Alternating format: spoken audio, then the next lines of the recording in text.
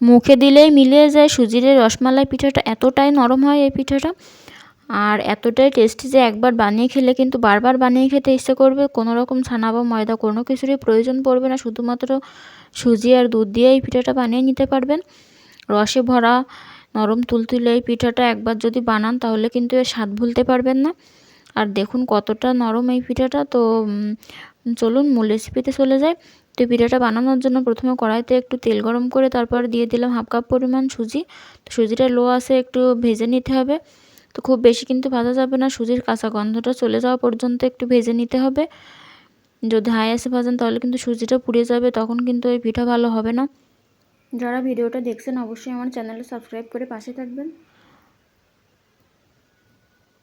তো লো আঁচে নেড়ে চেড়ে ভালোভাবে ভেজে এখন আমি 1 কাপ পরিমাণ দুধ নিয়েছি। তো দুধটা অল্প অল্প করে দিয়ে সুজিটা রান্না করে নিতে হবে।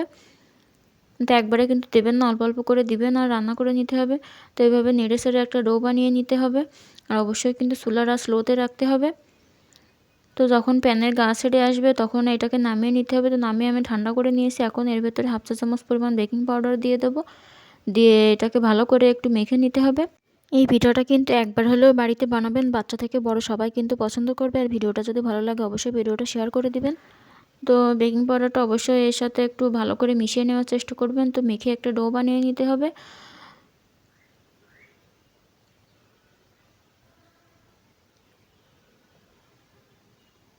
দেখুন মেখে নেওয়া হয়ে গেছে। এখন হাতে একটু তেল মাখিয়ে নিতে হবে। নিয়ে এখান থেকে অল্প অল্প করে নিয়ে আমি পিঠার শেপ দিয়ে নেব। তো আপনারা আপনাদের ইচ্ছে মতো যে কোনো শেপে বানিয়ে নিতে পারেন। তো আমি যেভাবে বানাচ্ছি আপনারা দেখুন, আমি প্রথমে গোল করে হাতের ওপর রেখে একটু চাপ দিয়ে এইভাবে বানিয়ে নিচ্ছি।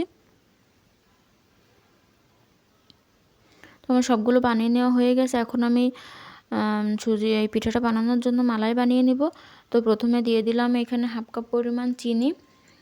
তো চিনিটা ক্যারামেল করে নিতে হবে। তো চুলার আঁচ লোয়ের থেকে অল্প একটু বাড়িয়ে ক্যারামেলটা তৈরি করে নিতে হবে। তো ক্যারামেলটা কিন্তু পুড়িয়ে ফেলবেন না, তাহলে কিন্তু খেতে ভালো লাগবে না, তিতা হয়ে যাবে। তো তারপর আমি এখানে দিয়ে দেবো 2 কাপ পরিমাণ জাল করে রাখা দুধ। তো দুধ দেওয়ার পরে কিন্তু ক্যারামেলটা শক্ত হয়ে যায়, জমে যায়। তো ভয় পাওয়ার কিছু নেই, এটা কিন্তু পরে আবার গলে যায়। তারপরে দিয়ে দেবো 1 টেবিল চামচ পরিমাণ গুঁড়া দুধ। তো দুধটা গরম হয়ে গেলে কিন্তু ক্যারামেলটা গলে যাবে। তো এটাকে ফুটিয়ে রেখে দিলাম এক সাইডে। তারপর আমি এই পিঠাগুলোকে ভেজে নিব তেলে। কিন্তু চুলার আঁচ কিন্তু মিডিয়ামের থেকে কমে রেখে এই পিঠাগুলোকে উল্টে পাল্টে লালচে করে ভেজে নিতে হবে।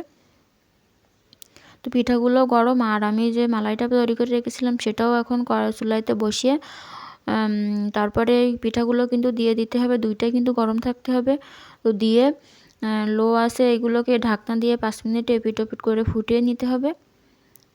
ফুটিয়ে এখন ঢাকা দিয়ে আমি 5-6 ঘন্টা রেখে দিয়েছিলাম। কারোর হাতে যদি সময় থাকে তাহলে অবশ্যই চেষ্টা করবেন সারা রাত রেখে দেওয়ার।